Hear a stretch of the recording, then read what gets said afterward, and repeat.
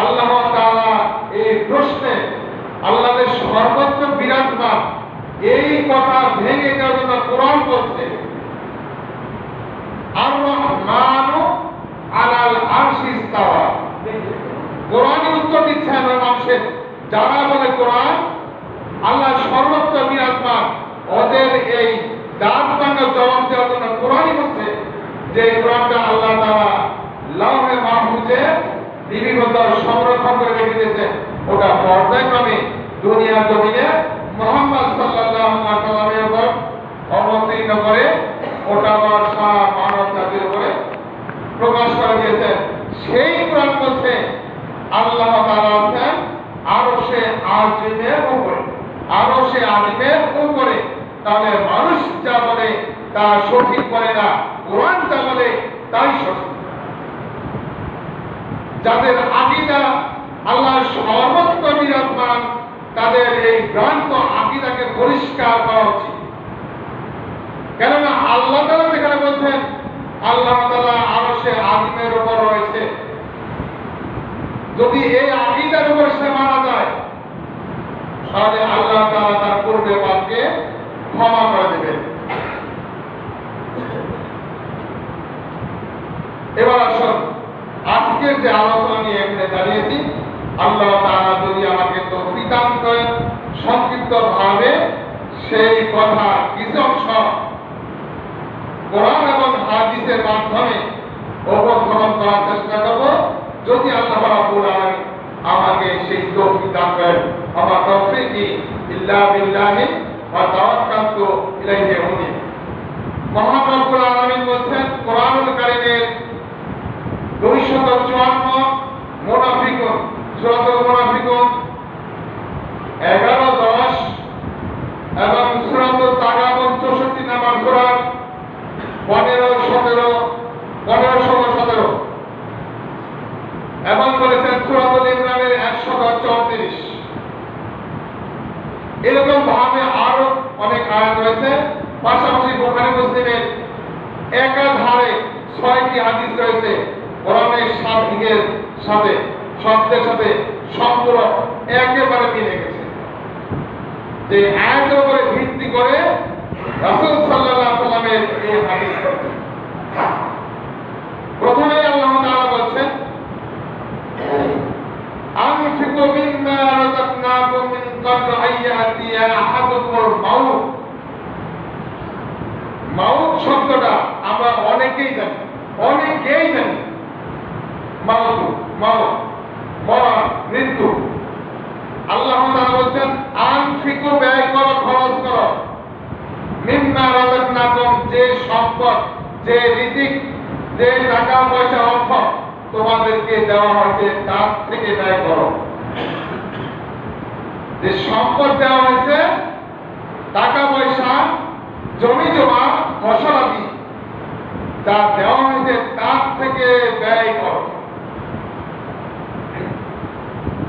আহাদুকুমুল মাউত তোমার মৃত্যু, তোমার শেষ নিঃশ্বাস ত্যাগ করার পূর্বে, আগে যে সম্পদ তোমাদেরকে দেওয়া হয়েছে এই সম্পদ থেকে তোমরা ব্যয় করো আল্লাহ তাআলার রাস্তায় তোমার মৃত্যু সংঘটিত হওয়ার পূর্বে, আগে, ইহকালীন জগৎ ত্যাগ করার আগে, জীবিত থাকা অবস্থায়। রাসূল সাল্লাল্লাহু আলাইহি ওয়াসাল্লামের কাছে একজন এসে প্রশ্ন করলেন, ইয়া রাসূলুল্লাহ, কোন সময় দান করলে ওই দানটা সর্বোত্তম দান হিসাবে প্রকাশ পাবে, আল্লাহ তাআলার কাছে গ্রহণ হবে, সেই সময়টা কোন সময়? রাসূল সাল্লাল্লাহু আলাইহি ওয়াসাল্লাম বললেন, যখন তোমার গায়ে শক্তি রয়েছে, যখন তোমার সম্পদ রয়েছে তখন। অতঃপর যখন তোমার শক্তি কমে যাবে, গরিব হয়ে যাবে, সম্পদ কমে যাবে, এই সম্ভাবনা দেখা দিচ্ছে, সেই সময়েও তুমি দান করতে থাকো।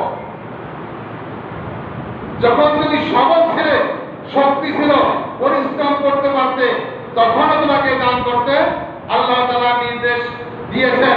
যখন তোমার সম্পদ ছিল তখন তোমাকে দান করতে বলেছেন, এবং তোমার গরিব হয়ে যাওয়ার সম্ভাবনা দেখা দিয়েছে, ক্যান্সার প্রকাশ পেয়েছে, তুমি গরিব হয়ে যাওয়ার সম্ভাবনাই বেশি। এই মুহূর্তেও তুমি বেশি বেশি করে দান করতে থাকো। হাদিস বুখারী মুসলিম। হাদিসের বর্ণনাকারী আবু হুরায়রা রাদিয়াল্লাহু তাআলা আনহু।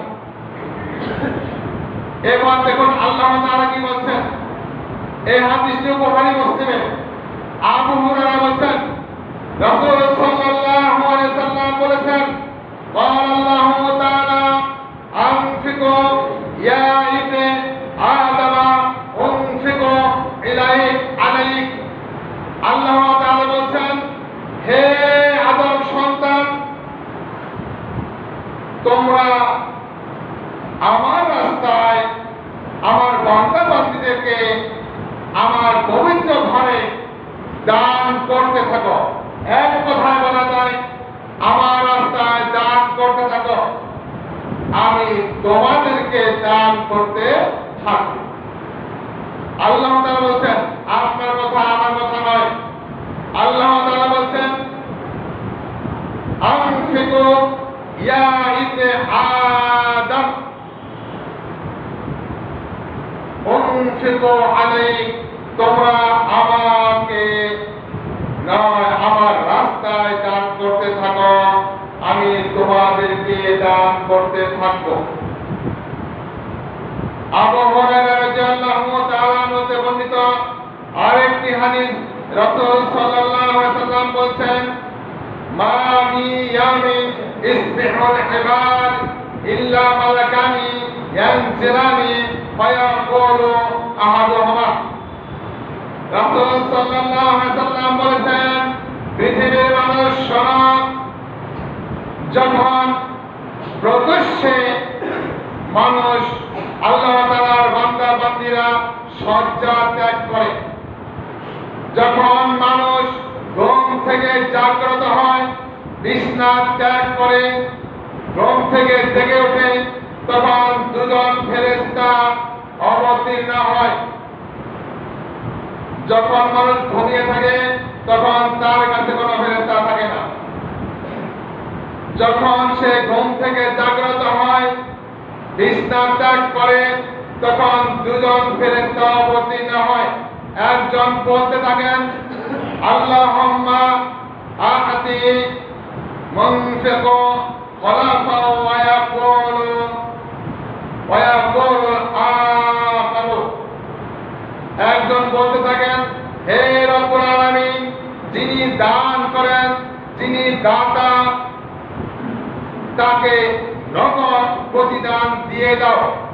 ফেরেশতারা আল্লাহ তাআলার কাছে প্রার্থনা করে বলে, হে রব্বুল আলামিন, পরওয়ারদিগার, যিনি দাতা, যিনি দান করেন, তার প্রতিদান দ্রুত গতিতে আপনি দিয়ে দিন।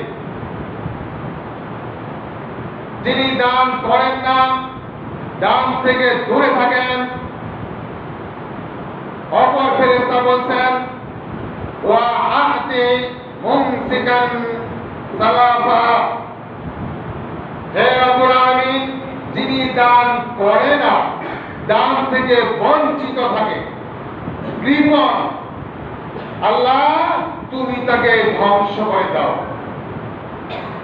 ফেরেশতা যদি কৃপণের জন্য বদদুয়া করে, আপনি আমি দোয়া করলে কি উপকার হবে? 2 পয়সা উপকার হবে। যে ফেরেশতার আমিনের সাথে আমার আমিন সালাত অবস্থায় যদি মিলে যায়, তাহলে আমার আপনার পূর্বের যাবতীয় গুনাহ আল্লাহ তাআলা মাফ করে দেন। রাসূল সাল্লাল্লাহু আলাইহি ওয়াসাল্লাম বলেছেন, তাহলে সেই ফেরেশতা তিনি আমার সবকিছু লিপিবদ্ধ করেন, তিনি যদি আল্লাহ তাআলার কাছে দরখাস্ত পেশ করেন, রব্বুল আলামিন যিনি কৃপণ, দান করে না, দান থেকে নিজের হাতকে গুটিয়ে নেয়, নিজের হাতকে ধ্বংসের দিকে ফেলে দেয়, আপনি তাকে ধ্বংস করে দিন। এবার আসুন, আমি যে কথাটা বললাম, এই কথাটা সূরাতুল বাকারার 195 নম্বর আয়াতে একই কথা বলেছেন। দেখেন আল্লাহ তাআলা বলেছেন, আনফিকু ফি সাবিলিল্লাহ। আল্লাহ তাআলা বলেন আনফিকু ফি সাবিলিল্লাহ ওয়া লা তুলকু বিআইদিকুম ইলা তাহলুকাতি ইলা তাহলুকাতি। মহান আল্লাহ তাআলা বলেন, হে আমার বান্দা বান্দীরা শোনো, তোমরা দান না করে, তোমরা খরচা না করে, আল্লাহ তাআলা বলেন আনফিকু ফি সাবিলিল্লাহ। আল্লাহ তাআলা বলেন তোমরা খরচ করো কার রাস্তায়? আল্লাহ তাআলার রাস্তায়। খরচ না করে, ব্যয় না করে, দান না করে নিজেদের হাতকে ধ্বংসের দিকে ঠেলে দিও না। নিজেদের হাতকে ধ্বংসের দিকে ঠেলে দিও না। অনুগ্রহ করো। যে ব্যক্তি উত্তম রূপে নেক কাজের আঞ্জাম দেবে, আল্লাহ তাআলা বলছেন যে ব্যক্তি নেক কাজে উত্তম রূপে আঞ্জাম দেবে, আল্লাহু ইউহিব্বুল মুহসিনিন। মহান আল্লাহ তাআলা বলছেন যে বা যারা নেক কাজগুলো, দানগুলো উত্তম ভাবে আদায় করবে, আল্লাহ তাআলা তাকে সবচেয়ে বেশি ভালোবাসেন যতটা অন্যদেরকে ভালোবাসেন না। এবার রাসূল সাল্লাল্লাহু আলাইহি ওয়াসাল্লাম বলেছেন ইন্না সাদাকা তারসে তাতাফাহু গদাবা রাব্বিক। মহান রাসূল সাল্লাল্লাহু আলাইহি ওয়াসাল্লাম বলেছেন যে ব্যক্তি গোপনে দান করে, যে ব্যক্তি দান করে এবং গোপনে দান করে, ওই ব্যক্তির কথা উল্লেখ করে বলেছেন যে মারা যাওয়ার সঙ্গে সঙ্গে উনি জাহান্নামে যাবে। আল্লাহ তাআলা আমার উপরে এমন ভাবে খেপে আছেন, জিনা করেছি, তারপরে জুলুম করেছি, অত্যাচার করেছি, মিথ্যা বলেছি, এরপরে সীমা লঙ্ঘন করেছি, এমন পাপ করেছি, আমি মারা গেলেই আমার জন্য জাহান্নাম। এমন অবস্থায় রাসূল সাল্লাল্লাহু আলাইহি ওয়াসাল্লাম বলেছেন দান আল্লাহ তাআলার রাগকে মিটিয়ে দেয়। দান আল্লাহ তাআলার রাগকে মিটিয়ে দেয়। যে রাগ করলে মানুষ মারা যাওয়ার সঙ্গে সঙ্গে জাহান্নামে যাবে, সেই ব্যক্তি যদি দান করে, সেই ব্যক্তি যদি গোপনে দান করে, আল্লাহ তাআলা রাগ মিটে যায়। এই কথা রাসূল সাল্লাল্লাহু আলাইহি ওয়াসাল্লাম বলেছেন। রাসূল সাল্লাল্লাহু আলাইহি ওয়াসাল্লাম আরো বলেছেন ইন্না সাদাকা তারসে তাতাফাহু হাররাল কবর। যে ব্যক্তি গোপনে দান করবে, যে ব্যক্তি গোপনে দান করবে, সে মায়ের জন্য করুক, বাবার জন্য করুক, ভাইয়ের জন্য করুক, সন্তানের জন্য করুক, যারা মারা গিয়েছে, কবরে অবস্থান করছে, এই দান কবরের আযাবকে মিটিয়ে দেয়। হাদিস বুখারী মুসলিম। দান এমন কিছু পারে যা আপনার সালাত পারে না। দান এমন কিছু পারে যা আপনার রিজিক, জিকির, আপনার কোরআন তেলাওয়াত, আপনার হজ, আপনার সিয়াম, আপনার নামাজ, আপনার তাহাজ্জুদ, এই সব কিছুই যা পারে না এই দান তা পারে। এই কথা রাসূল সাল্লাল্লাহু আলাইহি ওয়াসাল্লাম বলেছেন। মহান আল্লাহ তাআলা বলেন যে ব্যক্তি নিজের হাতকে গুটিয়ে নিল, নিজের হাতকে ধ্বংসের দিকে ঠেলে দিল, আল্লাহ তাআলা বলেন থামো, একটু থামো, তুমি তোমার নিজের হাতকে ধ্বংসের দিকে ঠেলে দিও না। নিজের হাতকে প্রসারিত করো, নিজের হাতকে বাড়িয়ে দাও, দানের হাত হিসাবে প্রকাশ করো, পরিচিতি লাভ করো, আমি তোমাকে দান করতে থাকবো। এই কথার পরিপ্রেক্ষিতে মহান আল্লাহ তাআলা সুন্দর করে বুঝিয়ে দিয়েছেন সূরাতুল বাকারার 254 নম্বর আয়াতে, ইয়া আইয়ুহাল্লাযীনা আমানু, যারা ঈমান এনেছে, আল্লাহ তাআলাকে বিশ্বাস করেছে, পরকালকে বিশ্বাস করেছে, হাসর মিজানকে বিশ্বাস করেছে, কবরের শাস্তি হবে এই কথার পরেও ঈমান এনেছে, তাদেরকে আল্লাহ তাআলা বলছেন আনফিকু মিম্মা রাযাকনাকুম আইয়াতিয়া ইয়াউমুল লা বাইয়ুন ফীহি ওয়ালা কুল্লাতু ওয়ালা শাফা।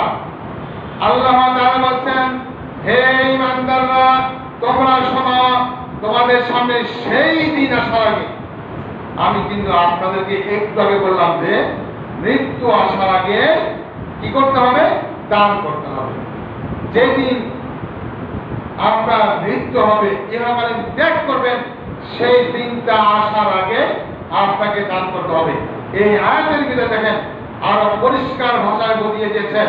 আল্লাহ তাআলা বলছেন, যেদিন তোমার বন্ধুত্বের সম্পর্ক শেষ হয়ে যাবে, যেদিন তোমার ব্যবসা বাণিজ্য বন্ধ হয়ে যাবে, যেদিন তোমার পিতা মাতার সাথে কথা বলা বন্ধ হয়ে যাবে, এক কথায় বুঝিয়ে দিয়েছেন, যেদিন তুমি মারা যাবে, যেদিন আজরাইল আলাইহিস সালাম তোমার জানটা কবজ করে নিয়ে যাবে, ওই দিনটাকেই বুঝিয়েছেন মহান রব্বুল আলামিন। ওই দিনটাকেই আল্লাহ তাআলা বুঝিয়েছেন, এই দিনটা আসার আগে তুমি কি করো? দান করতে থাকো, রীতিমতো তোমার সাধ্য মোতাবেক। এরপর আল্লাহ তাআলা বলছেন, শাফাআত, সুপারিশ, সেই দিন এমন কোন মানুষ সুপারিশ করলে, সে যত বড় পরেজগার হোক না কেন, ও যদি সুপারিশ করে আজরাইল আলাইহিস সালামকে, হে আজরাইল, মালাকুল মউত, আপনি একটু সময় নেন, একটু সময় নেন, ওনাকে একটু সময় ছেড়ে দেন, এই সময় সুপারিশ কাজে লাগবে না, শাফায়াত কাজে লাগবে না, সেই দিন আসার আগে তুমি দান করো। সূরা তাগাবুনে বলেছেন আল্লাহ তাআলা, সুন্দর করে বলে দিয়েছেন, হে আল্লাহ তাআলার বান্দা বান্দি শোনো, যারা ইন্নামা আমালুকুম ওয়া আওলাদুকুম ফিতনা, যারা সন্তানকে মহব্বত করে, সন্তানকে লক্ষ টাকা দিয়ে পোশাক কিনে দেয়, লক্ষ টাকা দিয়ে মোবাইল কিনে দেয়, লক্ষ টাকা দিয়ে গাড়ি কিনে দেয়, লক্ষ টাকা তার পিছনে ব্যয় করে, আল্লাহ তাআলা বলছেন, ইন্নামা, মূলত মূল জিনিস যেটা, সেটা হচ্ছে তোমার সন্তান তোমার জীবনে একটা পরীক্ষা। তোমার জীবনে তোমার সন্তান তোমাকে ফিতনায় ফেলে দিবে, এই সন্তান তোমাকে জাহান্নামে নিয়ে যাবে, এটা তোমার জীবনের একটা পরীক্ষা। এই পরীক্ষায় তোমাকে জিততে হবে। যারা জিততে পারবে, আল্লাহ তাআলা আমাদেরকে বলছেন, তাদেরকে বলেছেন, যারা জিততে পারবে, সন্তানকে কষ্টের মাধ্যমে মানুষ করবে, সন্তানকে দিনের মধ্যে অটল রাখার জন্য সব রকম চেষ্টা চালিয়ে যাবে, সন্তানের পিছনে আবাঙ্গা টাকা খরচা করবে না, সন্তান অন্যায় করবে সেটা পিতা প্রশ্রয় দিবে না, এরকম ভাবে ওই পিতা যখন সন্তানকে ইসলামের গণ্ডির মধ্যে রাখার জন্য চেষ্টা করবে, আল্লাহ তাআলা বলছেন, আল্লাহু ইনদাহু আজরুন আযীম, আল্লাহ তাআলা তাকে এমন একটা পুরস্কার দেবেন যেটা আল্লাহ তাআলার নিকট রয়েছে, যেটা আল্লাহ তাআলার নিকট রয়েছে, এমন একটা পুরস্কার তাকে দান করবেন, ওটাকে বিশাল বড় পুরস্কার হিসেবে প্রকাশ করেছেন। আজরুন আযীম, অনেক বড়, কত বড় বলেননি আল্লাহ রাব্বুল আলামিন। এরপরে বলছেন আল্লাহ রাব্বুল আলামিন, যে ব্যক্তি এটাকে ফলো করে সামনে এগিয়ে যাবে, যে ব্যক্তি এটাকে মেনে সামনের দিকে এগিয়ে যাবে, সবসময় ছেলেকে বলবে, হে আমার ছেলে, তুমি আল্লাহকে ভয় করো, ফাত্তাকুল্লাহ, যতটুকু ভয় করা দরকার তার সাথে বেশি ভয় করো, ওয়াসমাউ ওয়া আতিউ, ওয়াসমাউ ওয়া আতিউ। এই শোনো শোনো শোনো শোনো, একটু শোনো, তুমি আল্লাহকে ভয় করো এবং আল্লাহ তাআলার আনুগত্য করো।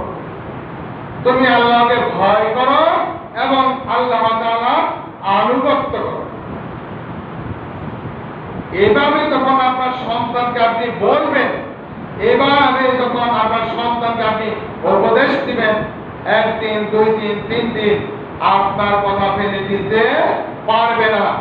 কারণ চাবিকাঠি তো আপনার হাতে, যেটা আল্লাহ রাব্বুল আলামিন বলেছেন, ওয়া ইনদাহু মাফাতিহুল গায়ব, অদৃশ্যের চাবিকাঠি আল্লাহ তাআলার কাছে রয়েছে, এটা কেউ জানে না। পিতার কাছেও সন্তানের অপচয়, অন্যায়, জুলুম করার চাবিকাঠি রয়েছে। পিতা ছেড়ে দিলে সন্তান অন্যায় করবে, পিতা ছেড়ে দিলে সন্তান মদ খাবে, গাঁজা খাবে, মানুষের উপর জুলুম করবে, মিথ্যা বলবে, পিতাকে জাহান্নামে নিয়ে যাবে। যদি থামিয়ে রাখতে পারেন, আল্লাহ তাআলা বলছেন, যখন কোন মানুষ এমন কাজ থেকে তার সন্তানকে ফিরিয়ে রাখবে, তখন তাকে বলা হচ্ছে, শোনো, যেদিন তোমার নির্দিষ্ট সময় ফুরিয়ে যাবে, যেদিন তোমার মৃত্যুর নির্দিষ্ট সময় এসে যাবে, এরপরে তুমি বলতে থাকবে। কাকে বলবে? আল্লাহ তাআলাকে বলবে, হে আল্লাহ, আমাকে যদি কিছু সময়ের জন্য অবকাশ দিতেন, কিছু সময়ের জন্য অবকাশ দিতেন। আল্লাহ তাআলা বলেন, ফায়াকুলু রাব্বি লাউলা ওয়া আখখারতানি ইলা আজালিন করিব। আল্লাহ তাআলা বলেন, সেই সময় সে আফসোস করে বলবে, অনুশোচনা করবে, বলবে, আল্লাহ, তুমি আমাকে একটু সময় দাও, কয়েকটা দিন সময় দাও, কয়েকটা মিনিট সময় দাও।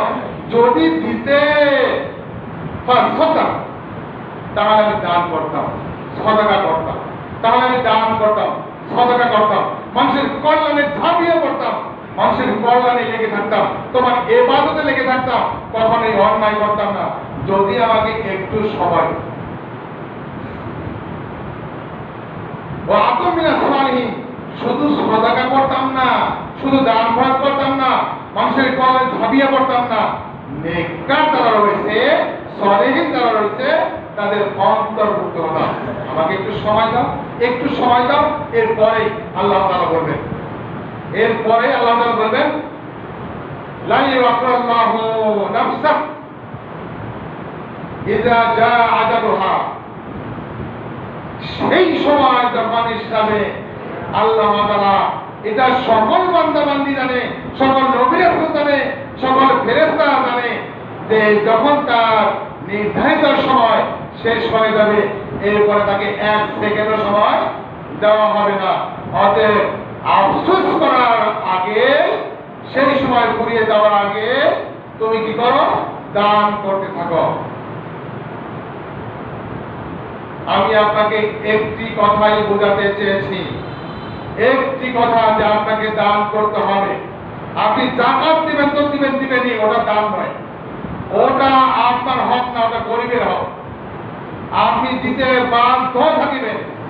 যাকাত যেটা, সেটা আপনার হক না, ওটা আপনার জন্য একটা নাপাকি জীবাণু।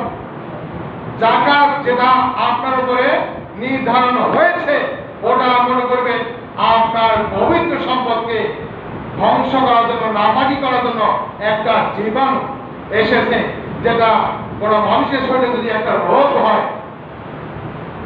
আব্দুল ইবনে আব্বাস বলেছেন, কোন মানুষের কোন অঙ্গে যদি একটা রোগ দেখা দেয়, ওটা দ্রুত গতিতে মাথায় চলে যায়, মাথায় গেলে একটা চিন্তা কাজ করে, এখান থেকে আবার ছড়িয়ে যায় সারা শরীরে। কিভাবে এটাকে দূরীভূত করতে হবে, কিভাবে এই রোগকে নির্মূল করতে হবে, এমন কথা বলেছেন আব্দুল ইবনে আব্বাস। যাকাতটা এমনই একটা শব্দ, যে যাকাতটা আপনার উপরে নির্ধারণ হয়ে গেছে, ওটা আপনার হক না, ওটা আপনার জন্য একটা জীবাণু। যখন ওটা আপনার কাছে চলে যাবে, আপনি পবিত্র, আপনার শরীরে কোনো রোগ নেই। এরপরে যে সম্পদ আপনার পবিত্র অবস্থা থাকবে ওখান থেকে দান করবেন, এইটার নাম দান। যে সম্পদ থাকবে ওটার নাম দান। জাকাত না দিয়ে দান করবেন, এটা দানও হবে না, এটা জাকাতও হবে না, এটা হবে জীবাণু মিশ্রিত হওয়া, আপনার শরীরকে নাপাক করা, আপনার সম্পদকে ধ্বংসের দিকে আপনাকে নিয়ে যাওয়া। তাহলে তারা জাকাত সাথে মনে করেন ঈদুল ফিতরেতে ফিতরা, তারা মনে করেন জাকাতুল ফিতর, অনেকেই বলেছেন এরকম মিথ্যা অপবাদ দিয়েছেন। জাকাতুল ফিতর এটা হচ্ছে রমজান মাসে যে সিয়াম আপনি পালন করেছেন, সেই রমজান পালন করতে গিয়ে আপনার অনেক ত্রুটি হয়েছে, অনেক ভুল হয়েছে। এই ভুলগুলোকে পবিত্র করার জন্য, এই ভুলটাকে আল্লাহ তাআলার কাছ থেকে মাফ নেওয়ার জন্য, এই রমজানের পরিপূর্ণ গুরুত্বটাকে পরিপূর্ণ সব পাওয়ার জন্য আপনাকে দিতে হয় ফিতরা। আর এটা হচ্ছে টাকা নয়, এটা হলো খাদ্য। কেন খাদ্য দিবেন? কেন খাদ্য দিবেন? এটা মূলতই খাদ্য। আপনি খাদ্য খেয়েছেন সেহরিতে, আপনি খাদ্য খেয়েছেন এই ভোতাবে, আপনি টাকা খাননি। অতএব এই খাদ্য দিয়ে আপনাকে খাদ্য পবিত্র করতে হবে। এই জন্যই ঈদের মাঠে নামাজ পড়ার আগে আপনাকে খাদ্য দিয়ে ফিতরা আদায় করতে হয়। কেন? আপনি সারা মাস খেয়েছেন, ইচ্ছা মতো খেয়েছেন, জনমের মতো খেয়েছেন। অনেক মানুষ একটা খেজুর খেয়ে তারা রোজা রেখেছে, তারাও আল্লাহ তাআলার কাছে দামি হবে, আপনিও দামি হবেন, তবে তাদের মতো আপনি দামি হতে পারছেন না। কিন্তু ওই ব্যক্তি ঈদের দিন কি খাবে? কিছু তো মুখে দিবে।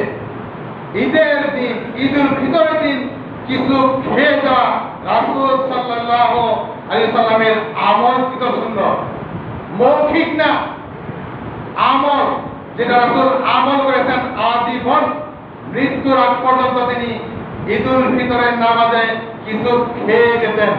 এখন আপনি ওই খেয়ে যাচ্ছেন, ভালো মন্দ কিছু খেয়ে যাচ্ছেন, আর আপনার প্রতিবেশী যিনি উনি না খেয়ে ঈদগাহে যাবেন, এটা হবে না, এটা কোনো মুসলমানের দায়িত্ব না। এই জন্য আপনাকে খাদ্য দিতে হয়, এই জন্য আপনাকে খাদ্য দিতে হয়। আপনিও খাবেন, আপনার অপর মুসলিম ভাইও খেয়ে যাবে, অল্প কাজ বেশি কাজ। সেজন্য খাদ্য নিয়ে চিন্তা না করে, সেজন্য খাদ্য নিয়ে চিন্তা না করে। যে কথাটা বললাম 4টি হাদিসের ভিতর রয়েছে, মুসলিম শরীফের এই 4টি হাদিসের ভিতর রয়েছে, যেটা রমজান মাসে বলেছিলাম পর্যায়ক্রমে। আজকে এটা বিষয় না, তারপরে বলে গেলাম আপনি খাদ্য দিয়ে ফিতরা আদায় করবেন, এটাই আসলে আমার ভিতর সুন্নাত। তারপরে আপনি যেটা করেন টাকা দিয়ে করেন, ওরা আপনার ব্যাপার, ওরা কোরআন হাদিসের সাথে কোনো সম্পর্ক নেই। যেটা আপনি করবেন টাকা দিয়ে ফিতরা আদায় করবেন, ওটা আপনার ব্যাপার। আপনি যদি মনে করেন আমার সামর্থ্য নেই তাহলে আমি খাবার দেবো না, এটা আপনি ভুল ভাবছেন। আপনি ভ্রান্তের মধ্যে রয়েছেন, আপনি অন্ধকারের মধ্যে রয়েছেন।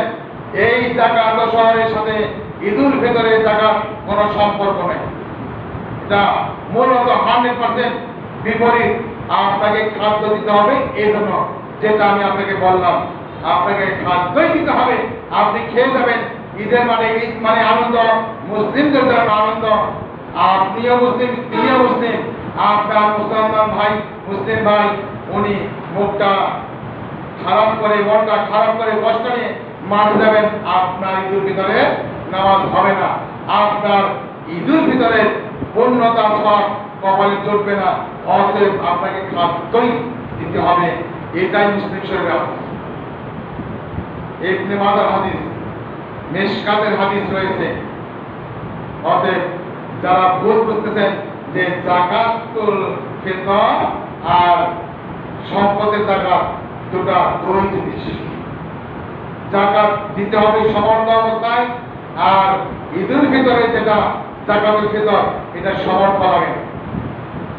আপনি খেয়েছেন মাছ ভাতা দিয়ে, আপনি তাকে মাছ ভাতা দিবেন। আপনি কম মাংস খাইছেন, অসুবিধা নাই, তাকে অন্তত সেমাই খাওয়ার মতো একটা উপযুক্ত করে দিন। না হলে এক মুঠো ভাত আলু ভর্তা দিয়ে খাওয়ার মতো কিছু খাদ্য দিন। এরকম পরিবেশ তৈরি করতে হবে। এটা সামর্থ্য লাগে না। বাংলাদেশে কোন মানুষ না খেয়ে থাকে না, যদিও হারাম খায়, পায়খানার মতো হারাম খায়, সুদ ঘুষে পরিপূর্ণ। হাতে গোনা কয়েকজন মানুষ সুদ থেকে মুক্ত, এনজিও থেকে মুক্ত, ঘুষ থেকে মুক্ত, হাতে গোনা কয়েকজন মানুষ। আপনি ধরতে পারেন 95% মানুষই সুদের মধ্যে লিপ্ত আছে। এখান থেকে ফিরে আসুন, বাকিটা পরে চিন্তা করুন। তাহলে আল্লাহ তাআলা বলেছেন আপনাকে দান করতে হবে, সম্পদ হলেই আপনাকে দান করতে হবে। দান কি করবে? আপনার প্রতি যে আল্লাহর রাগ রয়েছে ওটা মিটে দেবে। আপনার মা মারা গেছে, আপনি জানেন আমার মা অনেক অপরাধ করেছে, আপনি দাঁড়াবেন আল্লাহ আমি এটা আমার মায়ের জন্য দান করে দিলাম। আপনার মায়ের কবরের রাজা মা, আপনি উপকার করছেন। আপনার ভাই অনেক অপরাধ করে চলে গেছে, বিদায় নিয়ে গেছে, আপনার ভাইয়ের জন্য আপনি দান করে দিলেন, আপনার ভাইয়ের কবরের রাজা মা। নগদে মা রাসূল বলছেন। তাহলে আমাদেরকে খেয়াল করতে হবে যে আমরা এই দান না করে অট্টালিকা বানাবো, এটা হবে না। কেননা কথাটা ভেঙে দেই, যেহেতু আলোচনা করেছিলাম এর পূর্বে যে আনফিকু ফি সাবিলিল্লাহ, আল্লাহ তাআলার রাস্তায় ব্যয়। এই আনফিকু, ইনফাকু শব্দ আছে নাফকুন এর মূল ধাতু থেকে। নাফকুন শব্দের অর্থ হচ্ছে সুরঙ্গ, এই পাশ দিয়ে ঢুকবে, এই পাশ দিয়ে বের হবে। মুমিনদের কাজ হলো এক হাতে ইনকাম করবে, আরেক হাতে আল্লাহ তাআলা খরচ করবে। মুমিনদের কাজ জমিয়ে রাখা নয়, মুমিনদের কাজ জমিয়ে রাখা নয়। মুসলিমরা জমিয়ে রাখবে এমনটা হবে না। এই ব্যাপারে আবু হুরায়রা বলছেন, এই ব্যাপারে আবু হুরায়রা রাদিয়াল্লাহু তাআলা আনহু হতে বর্ণিত, রাসূল বলছেন যে হযরত ওমর বলেছেন যে আমার কাছে যদি উহুদ পাহাড় সমপরিমাণ সোনা রূপা থাকতো, এই সম্পদটা যদি 72 ঘন্টা মানে 3 দিন পার হওয়ার পরে আমার কাছে এই সম্পদটা জমা থাকুক, এটা আমার কাছে পছন্দ না। যতটুকু না আমার ঋণ কর্জ পরিশোধ করার দরকার অতটুকু রাখার পরে বাকি সবটুকু আমি আল্লাহ তাআলার দান করে দেব, এটা আমি সন্তুষ্ট। আমার কাছে জমা থাকুক, ঋণ রেখে আমি কুরবানি করব, ঋণ রেখে আমি সুন্দর পোশাক করে চলাফেরা করব, ঋণ রেখে আমি বাড়িতে বিল্ডিং করব, এটা আমার কাছে পছন্দ নয়। ওমর বলেছেন, বড় বেকারে আবু হুরায়রা। আপনি বুখারী মুসলিম, আপনি একটু থামুন, একটু খেয়াল করুন। আপনার অট্টালিকার ভিতরে যে ঘাড়েদের ঘুমাবেন, যতটুকু আপনার ঘুম হবে, নরম বিছানা না, শক্ত বিছানা, কুড়ের ঘর, মাটির ঘর, সেখানে থাকলে ওই পরিমাণই আপনার ঘুম হবে। আল্লাহ তাআলা যতটুকুই আপনাকে আরাম দিবেন ততটুকু হবে। সেটা অট্টালিকাই বানান আর অট্টালিকাই বানান, যাই বানান, আপনাকে সাবধান হতে হবে। কেন? সেই দিন আপনার এখনো আসতে পারে। আপনি এখন মারা যেতে পারেন, এখনো মৃত্যুবরণ করতে পারেন। আপনি তো একটা কথা বলেন, আমি আপনাদেরকে মাঝে মধ্যেই বলি যে 5টি করে টাকা যদি মসজিদের সকলেই দান করতো প্রতি সপ্তাহে, তার শুক্রবারে কত? 4-5 20 টাকা। আরে 50 টাকা, 100 টাকা, 200 টাকা, 300 টাকা 15 দিনে শেষ করে পাচ্ছে। যুবকরা মোবাইল এমবি করে 500 টাকার এমবি করে 7 দিনও দেয় না, খরচা হয়ে গেছে। অথচ এই 500 টাকা হিসাব নিয়ে তাকে জাহান্নামে যেতে হবে, হিসাব দিতে পারবে না, কারণ সবই হারাম। এজন্য আল্লাহ তাআলা আমাদেরকে সঠিক বুঝতে দান করুন, যেটা বুঝলে আমাদের আখিরাতের কল্যাণ আসবে, সমাজের কল্যাণ আসবে, নিজের কল্যাণ আসবে। আল্লাহ তাআলা ওই বুঝটাই আমাদের ভিতরে দান করুন। ওয়া আখিরু দাওয়ানা আলহামদুলিল্লাহি রাব্বিল আলামিন। সুবহানাকাল্লাহুম্মা ওয়া বিহামদিকা আশহাদু আল্লা ইলাহা ইল্লা আনতা আস্তাগফিরুকা ওয়া আতুবু ইলাইক।